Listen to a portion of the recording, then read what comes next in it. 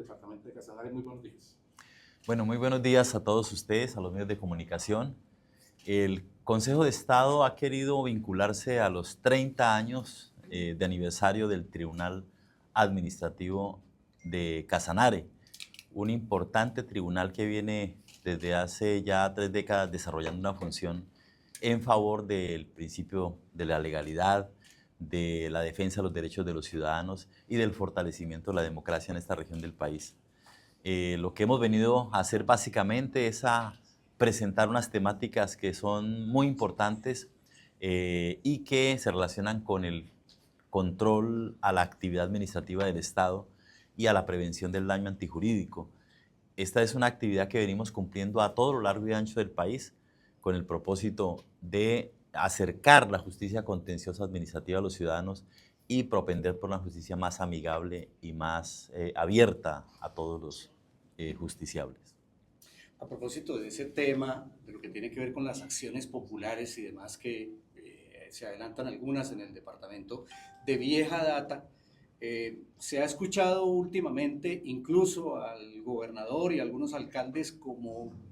soslayar las responsabilidades que surgen hacia ese tipo de autoridades del cumplimiento de las acciones populares. Y aquí hay acciones populares de mucho tiempo, 5, 6, 7, 8, 10, hasta 12 años, en los cuales la comunidad como que no siente que realmente la justicia tenga los dientes suficientes para decir vamos a hacer cumplir cabalmente las disposiciones de las acciones populares. ¿Cómo darle dientes o de qué manera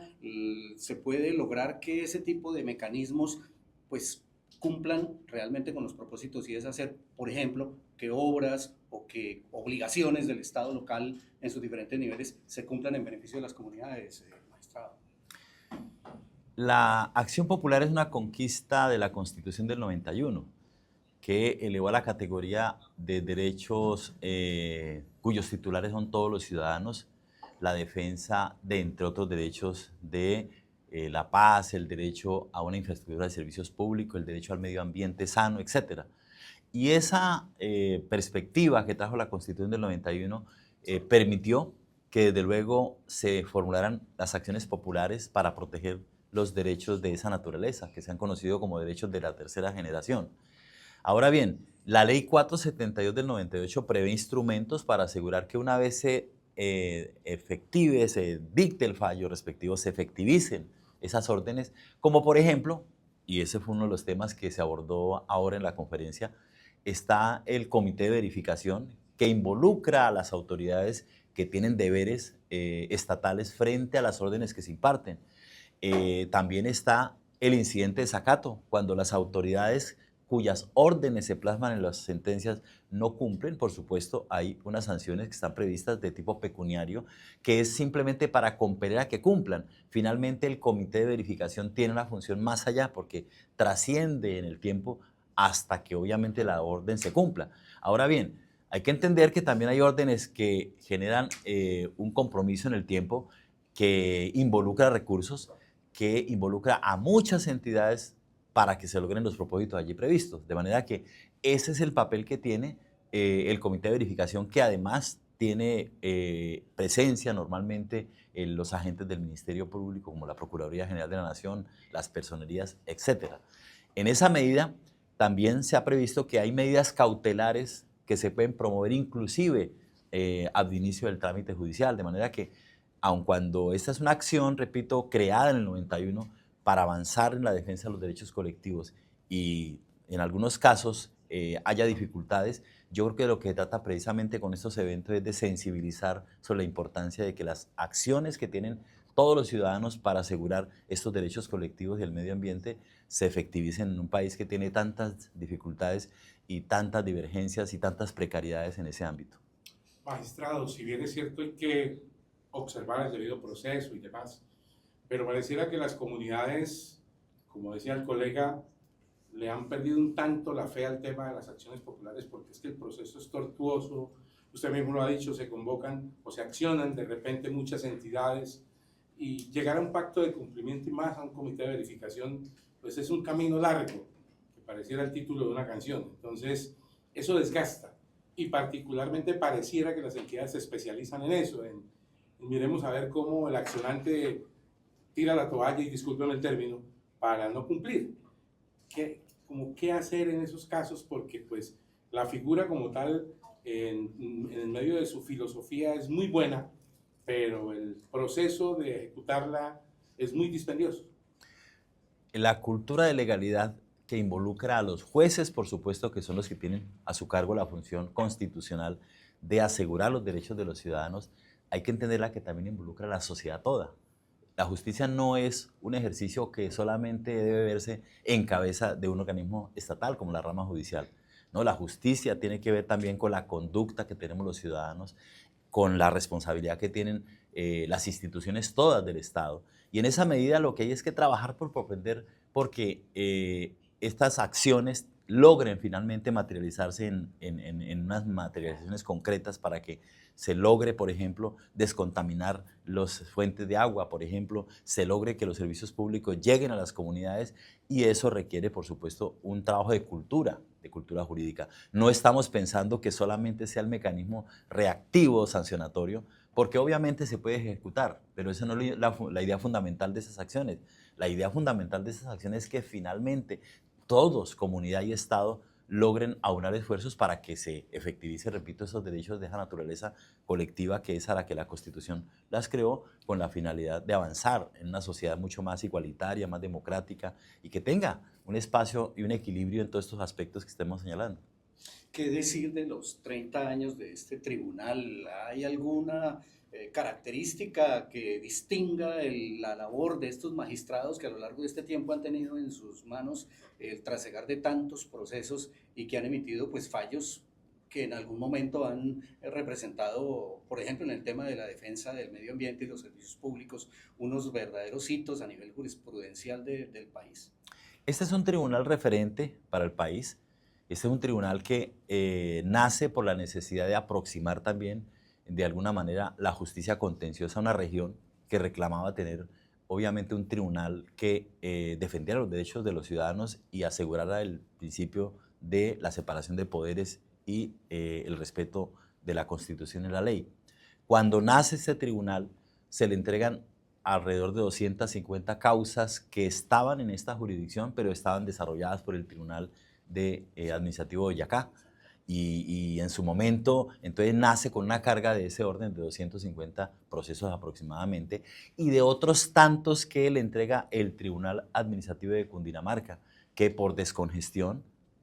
fueron entregados a este tribunal. Desde esa época hoy tengo que destacar que este es un tribunal que le ha cumplido al país, que ha venido trabajando, repito, en forma denodada, y sus magistrados han mostrado un compromiso con esta región, no solamente en el ámbito de asegurar derechos, sino, ¿por qué no?, promover el desarrollo, que finalmente la justicia tiene un papel ahí. Somos agentes de transformación social cuando emitimos fallos que impactan notablemente el destino de una comunidad. Y a propósito del tema de la separación de poderes que usted nos pone sobre la mesa, ¿qué decir actualmente en el entorno nacional de eso, de la separación de poderes, cuando estamos viendo permanentes quejas de los diferentes poderes hacia los otros a propósito de interferencias o de pretender imponer una serie de criterios que en muchas opiniones y posturas atropellan el ordenamiento jurídico? Estamos hablando de asambleas constituyentes, acabamos de asistir a un forcejeo entre el Congreso y la Presidencia de la República, y en ese, entre tanto, las altas cortes, ¿qué postura tienen? ¿Qué decir frente a toda esa situación? ¿Está este país al frente de un panorama de garantía real de esa separación de poderes y cada quien hace lo que le corresponde? Estamos viviendo una coyuntura muy especial, una coyuntura particular, una coyuntura histórica, donde están a prueba no solamente la rama judicial, sino las instituciones en general. Yo creo que el país ha entendido que hoy la justicia es un baluarte fundamental para mantener la estabilidad institucional, y en particular la jurisdicción contenciosa, en cabeza del Consejo de Estado, viene haciendo su papel, a pesar de que hay descalificaciones a los jueces y a los magistrados, a pesar de que hay interferencias tanto de instituciones que, por supuesto, entendemos nosotros que no podemos doblegarnos ante las altas jerarquías, inclusive que encabeza la máxima dignidad del Estado. Lo que ha hecho el Consejo de Estado siempre es responder con verticalidad como un muro de contención para evitar que la institucionalidad se descuaderne y que este país tenga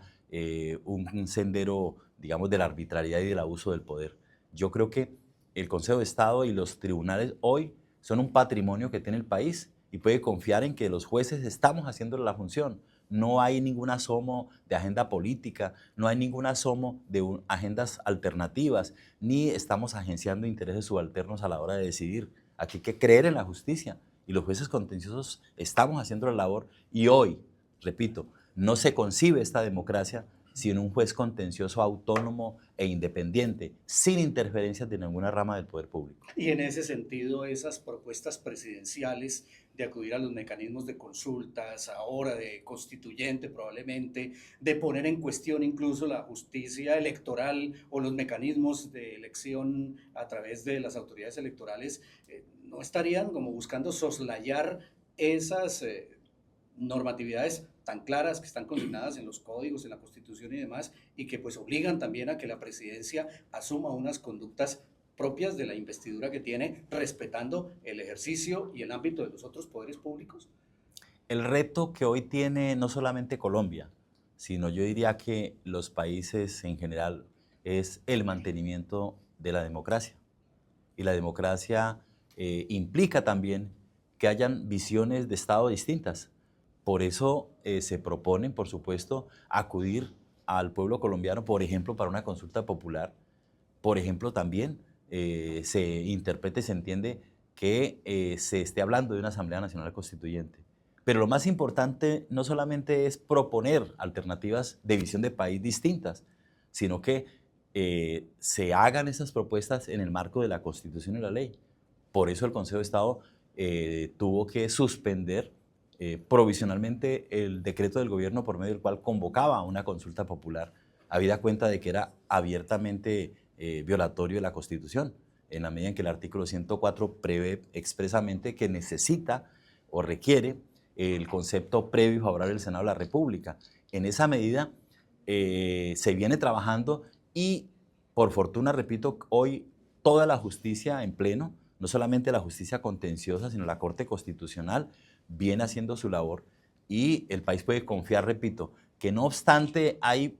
visiones distintas a la hora de imaginar cómo conducir una nación como esta, con conflictos, con violencia, con gran desigualdad. Aquí la justicia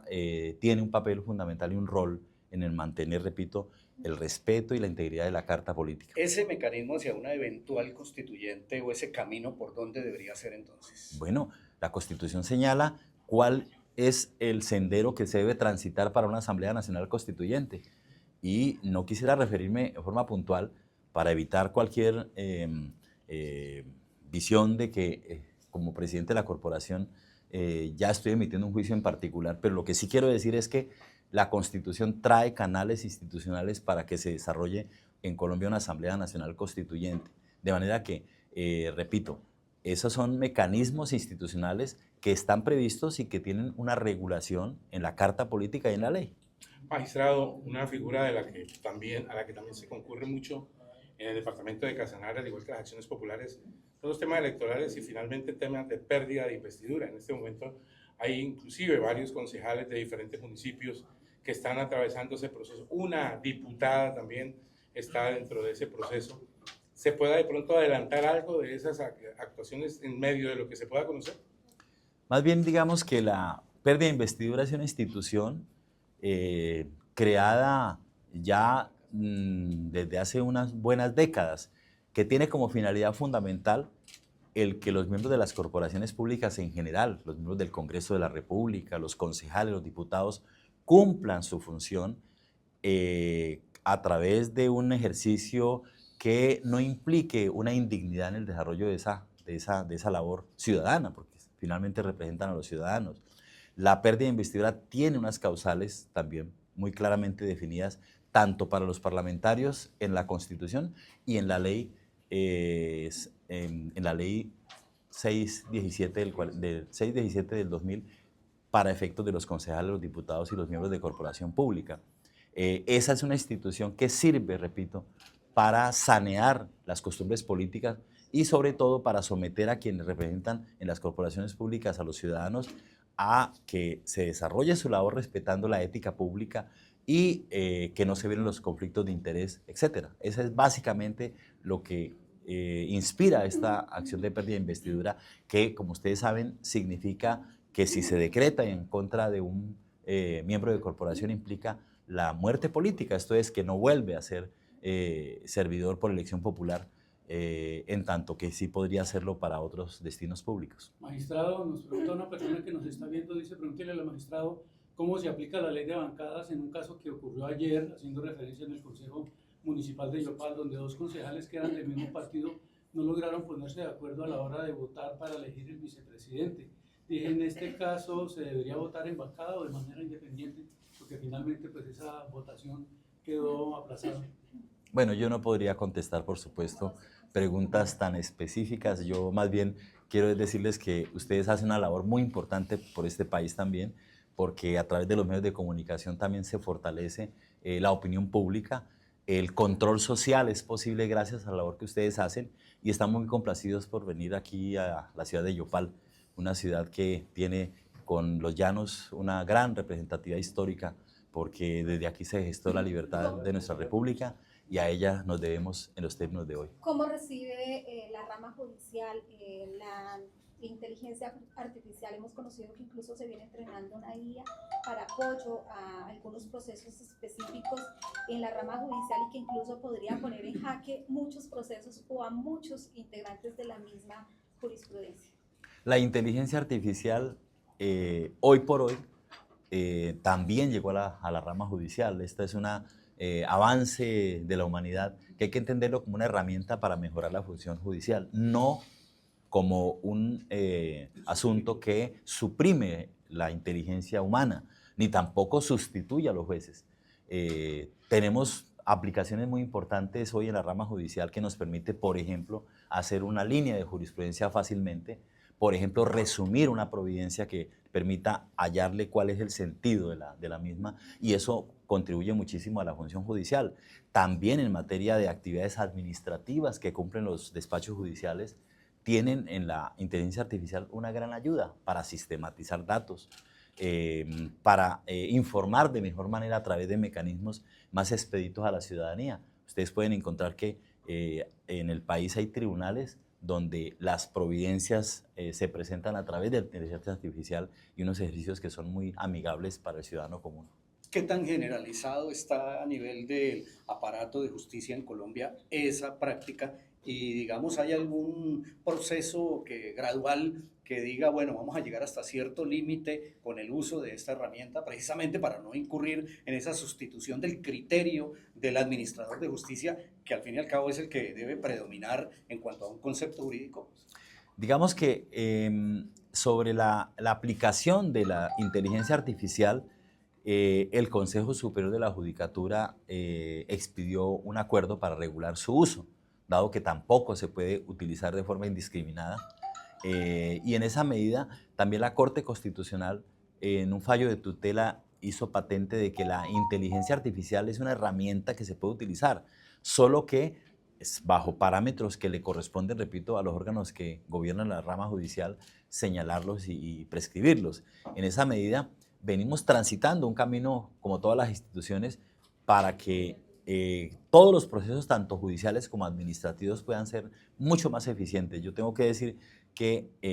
el año pasado se hizo un encuentro en la jurisdicción solamente para analizar los retos y desafíos de la inteligencia artificial y quedó al descubierto que hay posibilidades para que la inteligencia artificial se constituya en un aliado del juez y en esa medida lo estamos desarrollando. Magistrado, y en líneas generales, ¿cómo está el tema de la administración de justicia en nuestro país? La gente aquí en los territorios todavía desconfía un poco de los procesos de denuncia de las primeras y segundas instancias. Nos encontramos con casos en donde personas señaladas y que testigos y fiscales los señalan y comprueban que han incurrido en graves delitos, pues por temas de vencimientos de términos y demás, salen en libertad, etcétera, etcétera. Eso no medra un poco la confianza que debe tener la opinión pública sobre una administración de justicia. ¿Ustedes cómo lo ven? Estamos en una industria, administración judicial politizada o realmente aquí las altas cortes, los tribunales, los jueces, independientemente de su condición, hasta los más pequeños municipios, están haciendo el trabajo que tienen que hacer para llevarle al ciudadano del común esa justicia que tanto requiere cuando son víctimas de alguna conducta punible? La justicia, repito, de Colombia viene cumpliendo un papel y un rol. No agencia ningún tipo de interés de orden partidista o político. Yo creo que los acontecimientos de los tiempos de hoy dan cuenta de una justicia sólida, de una justicia unida.